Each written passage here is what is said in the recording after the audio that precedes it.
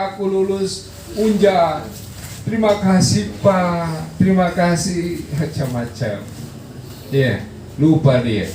Bukan itu dia caranya berterima kasih. Iya. Ini kaitannya tentang marabbuk. Siapakah Rabb kalian dalam kehidupan kalian? Sehingga terkadang ketika diberikan kenikmatan, yang terucap itu bukan Allah Rabbul Alamin, tetapi makhluk. Seolah-olah semua ini terjadi sebab makhluk itu. Ini yang paling sering terjadi. Ya. Maka penting menanamkan kecintaan tentang Rabb Allah dalam kehidupan kita. Dalam hal apa? Alhamdulillah, memuji. Ya. Dan bukan cuma memuji. Dalam kaidah tafsir itu secara umum disebutkan al-mafhum mukhalafah, ya. Pemahaman terbalik itu dari ayat dalam Al-Qur'an. Jika diberikan kenikmatan, maka yang paling pertama diingat siapa? Allah. Ayatnya dalilnya mana? Alhamdulillahirabbil alamin. Itu yang bisa kita baca. Kan heran.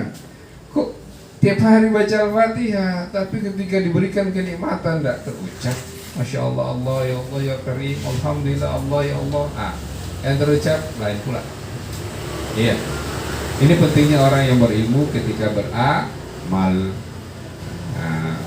Jadi yang pertama, ketika dia mengenal Rabbnya, ketika dia diberikan kenikmatan maupun diberikan ujian. Jamaah indah banget. Ya. Coba, siapa di dunia ini yang gak dapat ujian? Semua. Bahkan Rasul pun diuji. Iya. Rasulullah, kekasih Allah pun diuji. Iya. Jadi bukan cuma jenis kenikmatan itu memuji Allah, tapi jenis musibah juga memuji Allah. Ini kan kadang-kadang kita salah paham. Mengenal Allah itu kalau nanti diberi kenikmatan, dikabulkan doa, alhamdulillah aku bisa lolos, alhamdulillah jualan aku laris, alhamdulillah aku dapat ini dapat. Tapi ketika diberikan musibah, tidak mau ucapkan alhamdulillah. Dianggap bahwa musibah itu Allah tidak sayang lagi sama saya. Betul tidak? Ketika dikasih penyakit, seolah-olah tidak usah alhamdulillah. Ya Allah aku tidak suka. Itu yang paling sering. Padahal kalau dia paham terkait dengan jenis ujian, itu juga jenis kenikmatan. Iya. Jamaah, ujian itu jangan dipahami sebagai musibah, tapi dipahami sebagai jenis kenikmatan. Kan selama ini kadang-kadang yang membuat kita sempit, sakit, marah, dianggapnya kalau ujian itu bentuk penghinaan Allah kepada dirinya. Nggak suka aku dikasih begini, begini dan begitu, marah dan lain sebagainya. Padahal boleh, tidak boleh seperti itu. Dia ingat saja surah Al-Fatihah pertama kali. Semua jenis pujian, demikian pula semua jenis pujian. Itu maksudnya. Lillahi. Ya. Jangan disandarkan, jangan dikembalikan kepada siapapun juga, kecuali hanya satu, Allah. Kan itu yang berat. Beratnya di situ. Makanya sholat itu dia menjadi mudah dihisab kalau dia paham tentang Rabb-nya Allah Subhanahu wa Ta'ala dan Rasulnya SAW. Ini jangan dibalik-balik ilmu ini nih, ngeri. Di media sosial seolah-olah sholat itu harus ada pula yang sebutkan, jika kamu ingin diperbaiki kondisimu oleh Allah, maka perbaiki sholatnya. Saya tanya, yang korupsi itu sholat gak? Yang membunuh itu sholat gak? Yang membunuh Utsman bin Affan di dalam rumahnya dalam keadaan membaca surah Al-Kahfi di hari Jumat, sholat tidak? Baca. Keliru itu Pak, karena akidahnya yang rusak sehingga mereka membunuh Utsman bin Affan, menantu Rasulullah SAW. Dua anak Rasulullah menikah sama Utsman, dibunuh, dikelilingi rumahnya 7 hari 7 malam sampai kelaparan baru dibunuh. Coba Khawarij, ini orang muslim yang membunuh ini. Anda pikir mereka nggak salat? Baca sejarahnya. Salahnya di mana? Syahadatnya salah. Rukun Islam pertamanya itu yang salah. maka ustadz, dai, baiknya mereka murojaah. Jangan sembarangan berfatwa. Maka yang benarnya adalah kalau mau baik kondisi Anda, perbaiki ketauhidan Anda. Dan ini disebutkan di surah Al-Anbiya. Dan banyak surah, banyak sekali dari awal sampai akhir itu Allah sebutkan terkait keutamaan tauhid. Dan yang paling masyhur kisah Nabi Yunus alaihissalam. Tahu tidak? Apa kisah Nabi Yunus? Dari kecil kita tahu beliau dimakan oleh ikan paus. Tapi apakah kita pernah tahu bagaimana kronologis proses kejadian itu? Itu kan yang paling penting sebenarnya. Itu kan hasil akhir ya.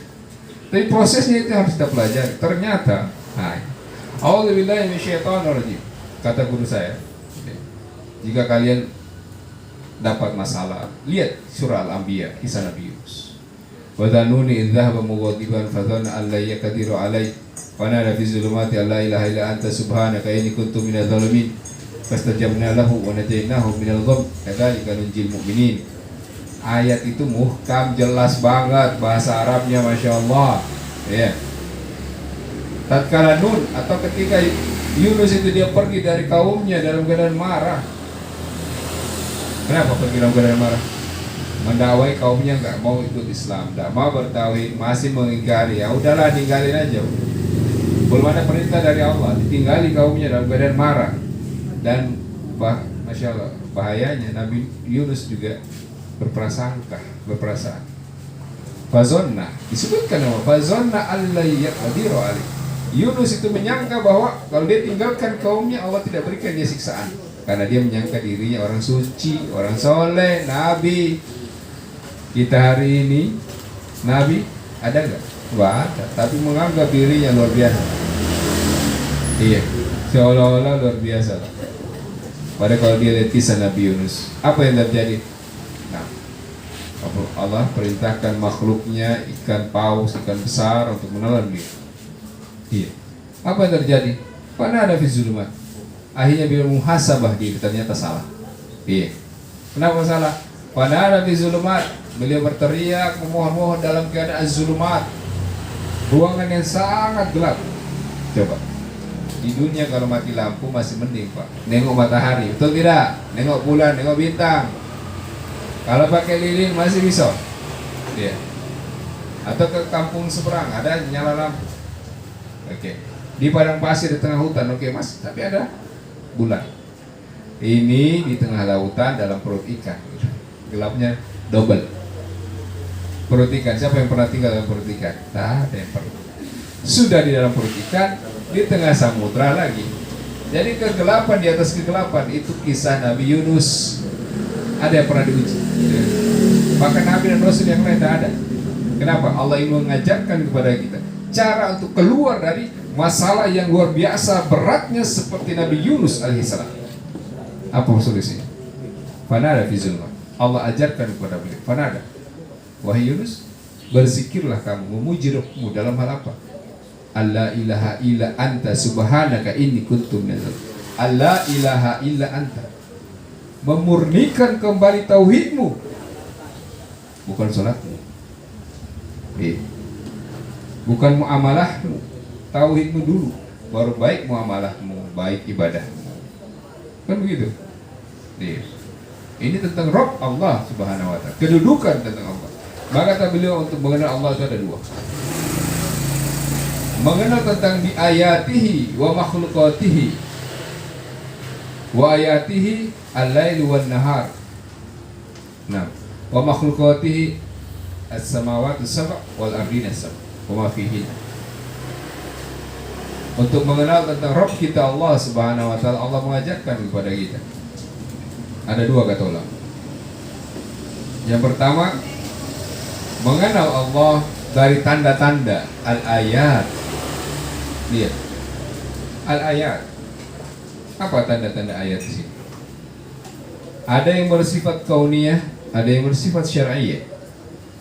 Al-kauniyah, tengoklah tanda-tanda Allah Subhanahu wa taala. Nah, bahwa Allah Subhanahu wa taala ya, yang bersifat kauniyah, mematikan, mewafatkan sebagian orang. Betul tidak? Hari ini dia duduk dengan kita ngopi. Minggu depan sudah tidak ada lagi. Iya. Hari ini dia belum nikah. Besok bulan depan, masya Allah sudah menikah, sudah punya keturunan. Hari ini sehat, masya Allah, bulan depan kena penyakit yang tidak ada obatnya, tidak ada sembuhnya ya. Minum obat seumur hidup, itu biasa ya. Jangan terlalu dibesar-besarkan. Alhamdulillah masih minum obat.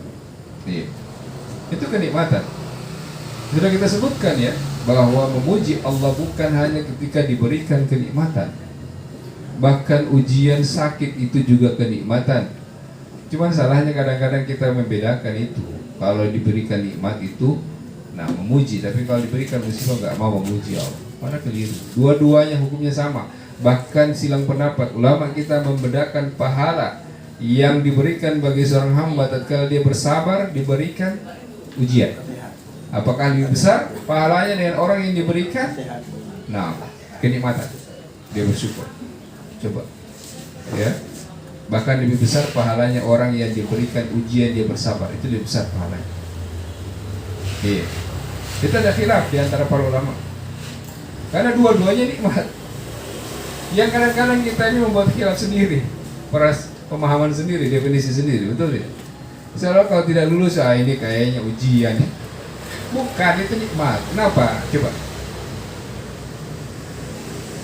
Mas Budi, yeah. Non PNS, nikmat atau ujian? Nikmat. Dari sisi mana Ustaz bisa bilang iya nikmat? Antum bisa bayangkan kalau Mas Budi PNS bisa jadi tidak duduk bermajelis ilmu di sini. Nikmat tidak? Nikmat. Rektor tuh UIN, profesor nggak datang di sini dia. Musibah tidak? Musibah. PNS nggak boleh mengukur bahwa kalau nikmat itu PNS, TNI Polri, ya itulah dia manusia. Dia punya pemahaman sendiri, sehingga dia memang hidupnya sempit ya, karena dia punya pemahaman sendiri, nggak mau ikut petunjuk syariah. Maka mengenal Rabb Allah yang kedua adalah dari syariah.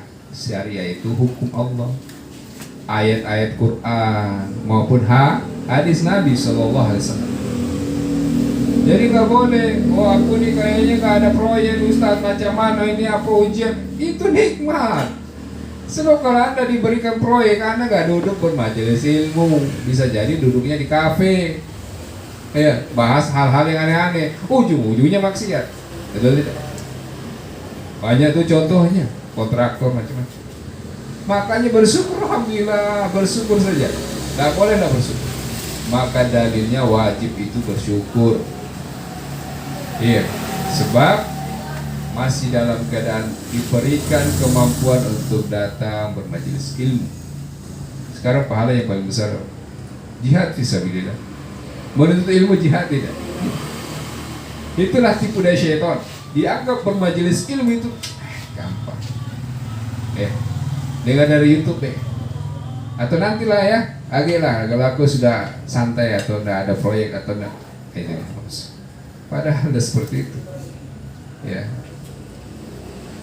Ya, di Allah memberikan petunjuk lima yasha bagi siapa yang Allah kehendaki. Sekarang orang yang hadir di majelis ilmu diberikan hidayah oleh Allah. Orang yang tidak hadir tidak diberikan hidayah. Kira-kira mana yang mendapat kenikmatan yang besar? Yang hadir. Kan begitu. Karena hidayah itu jamaah bukan warisan. Ad-dinu laisa waris. Kata lama kita, agama itu bukan warisan. Bukan warisan. Kalau dia anak ini pasti anaknya beriman atau soleh, nggak bisa, nggak boleh. Tapi hidayah itu Allah berikan kepada siapa yang Allah Subhanahu wa taala kehendak. Nikmat tidak? Kenikmat. Adakah kenikmatan terbesar dalam hidup kita selain hidayah? Rumah Ustaz, mobil, pekerjaan, nggak ada. Kenapa? Baca Al-Fatihah. Loh Ustaz, dari mana bisa kita maknai di dalam Al-Fatihah itu nikmat yang paling besar adalah hidayah? Iya. Ihdinas siratal mustaqim. Allah perintahkan minta petunjuk kepada Allah. Allah nggak perintahkan minta harta, anak, keturunan. Sebab Anda mau bertemu dengan Allah, mau masuk surga nggak boleh kalau nggak punya hidayah. Ini kan lucu. Selalu minta ini dan itu, kan dia lupa minta hidayah. Itulah syaitan. Nih. Makanya mengenal Allah itu ada dua hal. Dari ayat Al-Quran baca, tafsirnya dibaca, majelisnya diikuti, cari guru yang benar. Nih. Macam mana Ustaz?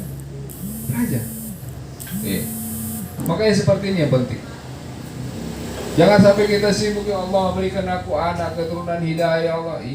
Padahal bukan itu yang Allah perintahkan. Allah perintahkan ihdina. Ya Allah berikan hidayah kepada kami. Antum bisa bayangkan dikasih harta tapi kalau gak dikasih hidayah, mau? Nah, dikasih anak banyak tapi gak dikasih hidayah, mau gak? Kasih istri cantik, suami ganteng tapi gak dikasih hidayah, mau gak? Itu yang terjadi Pak kalangan artis kan. Karena yang diminta kan gimana kan? Bukan yang diminta, apa yang Allah inginkan, hidayah. Baik, saya kira seperti itu. Insya Allah kita akan lanjutkan setelah salat isya. Wallahu ta'ala a'lam bishawab. Subhanakallah wa bihamdik, asyhadu an la ilaha illa anta, astaghfiruka wa atubu ilaik.